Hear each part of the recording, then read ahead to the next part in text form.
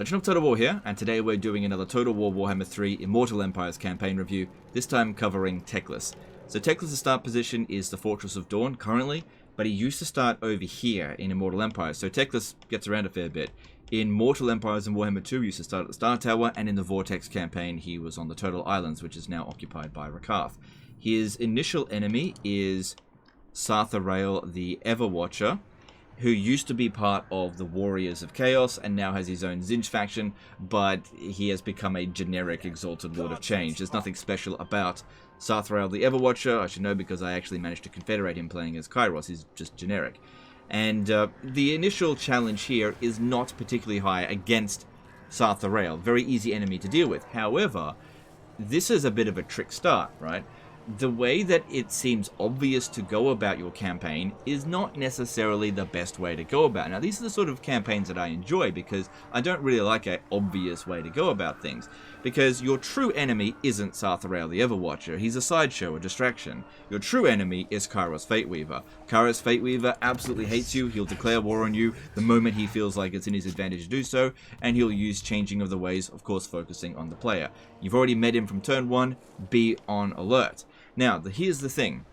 If you were to attack Sartharael the Everwatcher and then capture Dawn's Light on turn 1, right? And then on the next few turns, go to Tor Sipindar, you are going in the opposite direction to where Kairos Fateweaver is. However, if you, on turn 2, instead of going to Tor Sipindar, set sail to this coastline here to attack Fateweaver's crevasse, Kairos Fateweaver will not have finished his war with the bubonic swarm. In fact, he'll probably be over here, which will give him absolutely no time to react to this situation.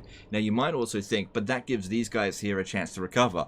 Who cares? These guys here are a neutered Tzeentch faction. They're not really a huge threat. They have no military buildings here. All they're going to do is recruit Blue Horrors.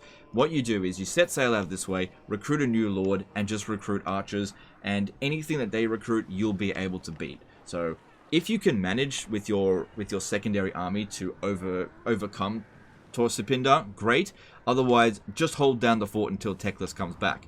Because getting over here, and even recruiting a lord here on turn 1 in order to meet up with Teclis, so you come out down here with 2 armies, can be very helpful. But taking out Kairos' Fateweaver's capital as early as possible ensures that his recruitment is going to be garbage.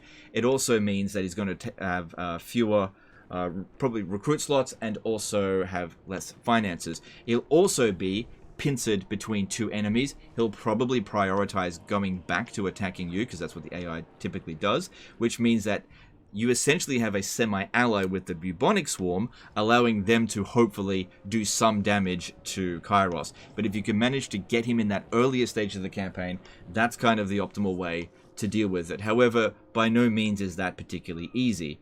Now, of course, you could just take this guy out straight away and then deal with Kairos Fateweaver, but just keep in mind that the longer you keep Kairos Fateweaver alive, the more opportunities that he will have to use Changing of the Ways on you, which means he could gift your settlements away, and unlikely that he'll halt you, but he could do a lot of nasty things to you very early on, which is just a pain in the ass. So getting rid of Tzeentch very early on is very important. There's another Tzeentchian faction over here, but you don't need to worry about that. Now, when Oxyotl comes barreling through here, he'll deal with all of them, and if you don't want to hold on to Fateweaver's crevasse, selling it to Oxyotl is a great way to establish relations with him and selling it for a decent amount of money, and thereby getting trade agreements and alliances if you want, and securing your position in this area. Once you've dealt with Tzeentch in this area, there is no real threat in this general area, because all of the other legendary lords in this particular area are all lizardmen, and typically speaking, they like you.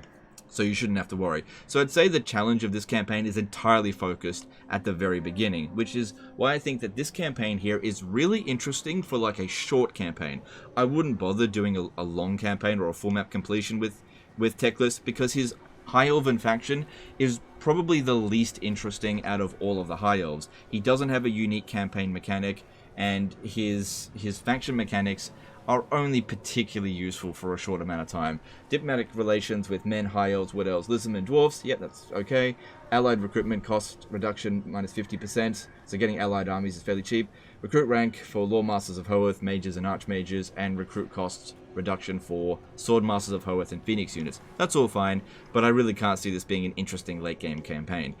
In terms of Teclis as a Legendary Lord, he's arguably one of the best spellcasters in the game, especially considering that his main weapon, the Sword of Teclis, it's actually possible to generate unlimited winds of magic with this, because you can use it as many times as you want throughout a battle, assuming the battle goes on long enough, and it will give you back reserves per second. So Teclis is one of the very few legendary lords in the game that actually does have access to unlimited spellcasting, given enough time. So very powerful legendary lord, very powerful mount when you put him on an Arcane Phoenix, which is why sort of late campaign it gets probably a little bit boring, because he basically can beat everyone without any real challenge.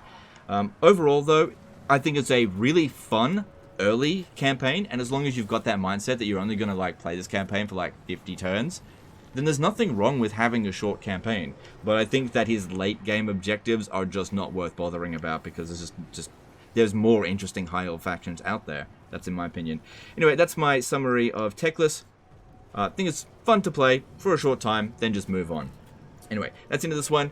Let me know in the comments below what you think of Teclis' campaign, whether you agree or disagree with this being ideally a shorter campaign and not really suited for a longer campaign objectives, and let me know which legendary lord you'd like me to cover next. Appreciate you guys.